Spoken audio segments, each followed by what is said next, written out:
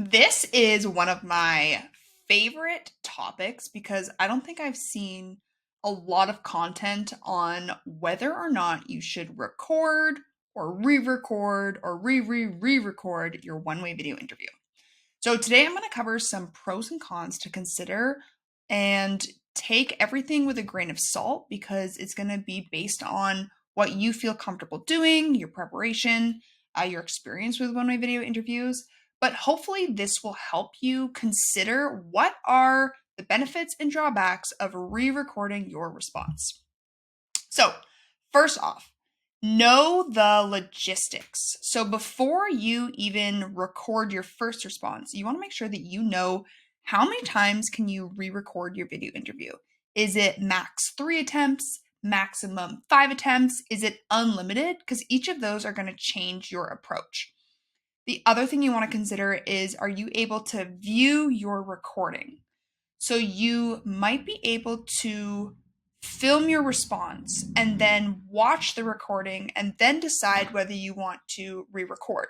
Or you might film your response and then not be able to view it and just decide whether you want to re-record. So those are two differences there that are important to know what your options are.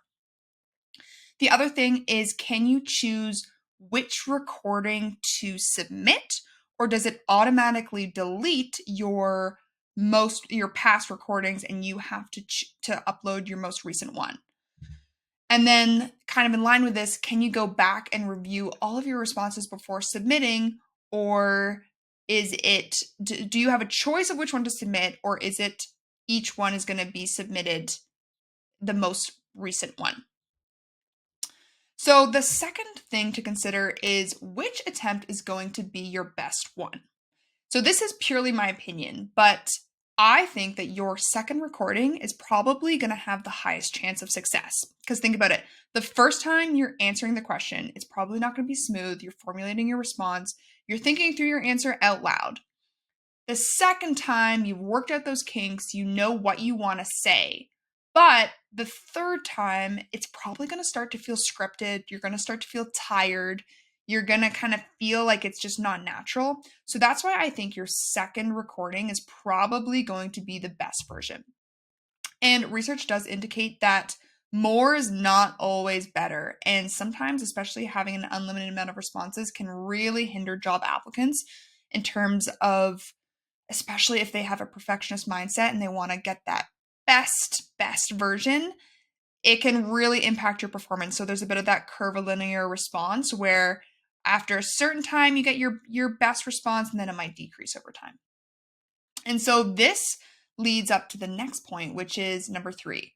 Avoid the perfectionist dilemma. Good and finished is better than perfect and never submitted. So you really want to avoid that feeling of like, oh, I could have done a better job, or like one more try. And the interviewer is not expecting perfection. When they're watching these video interviews, they know how uncomfortable these are for people to film. They know that you don't have the questions in advance. So remember, no one's expecting you to have a polished answer. It's more important to have maybe an awkward pause where you're thinking about your response and trying to figure out the best way to say something than to feel like you're just talking monotonously like a robot and it's just unnatural. I would recommend, if you feel like your performance was 90% or above, of like, okay, that was, if someone were to score it, it'd be a 90%. I recommend just submitting it. And there's a couple of reasons for that. One of the main things is just this fatigue of, you don't know how many responses you're going to need to do, and you want to save that energy because recording is tiring. So number 4 is set yourself a maximum. So there's pros and cons of being able to re-record.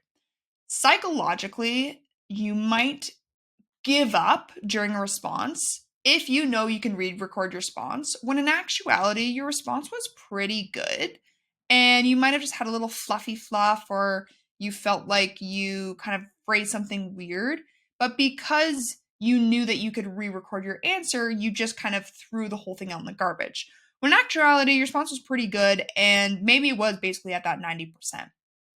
So The flip side of that is knowing that you can re-record does take off that pressure and reduce some of that interview anxiety, just knowing that this isn't the be all and end all for recording and submitting. So, with that in mind, unlimited, again, is not necessarily the best thing. And remember that each re recording is going to add time and fatigue to your interview. And so, if you could essentially quadruple the length of time that it takes to film your video interview if you're recording every single answer 4 times. Number 5 is pretend that each recording is the one that you're going to submit. So take each one really seriously, but relax knowing that there's room for error. So that's kind of that yin and yang mindset to have. So if you have a maximum of 5 attempts, try not to go all the way up to number 5. You want to leave one for backup, especially if you have the case where your last response was deleted. And so it's each time is a brand new attempt, but you can't circle back to one of your previous responses. That is everything for this video. Let me know down below if you have other factors that you consider when you're deciding if you should re-record your video response. I would love to hear them. Thank you so much.